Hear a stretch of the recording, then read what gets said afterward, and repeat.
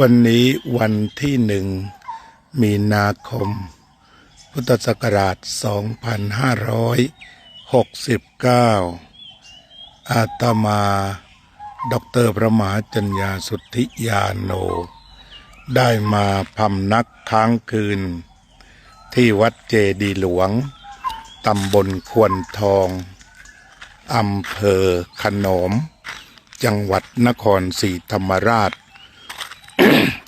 เป็นวัดที่เคยเป็นเจ้าวาดมาประมาณ5 ปี บัดนี้พระครูสุนทรพจนบัณฑิตได้มาเป็นเจ้าวาดและเจ้าคณะอำเภอ ได้พัฒนาวัดเจดีย์หลวงให้สมกับเป็นอาราม คือวัดที่มีความสมบูรณ์ มีทั้งโบสถ์วิหารเจดีย์ใหญ่หรือเจดีย์หลวง มีต้นไม้ต่างๆร่มรื่น มีเมนมีศาลา มีสถานที่บำเพ็ญบุญเพียบพร้อม นับว่าเป็นอารามที่มีทั้งป่า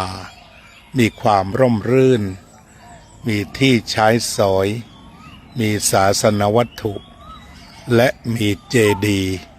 อันเป็นที่เคารพสักการะ เป็นสัญลักษณ์เพื่อความมั่นคงของพระพุทธศาสนาสืบไป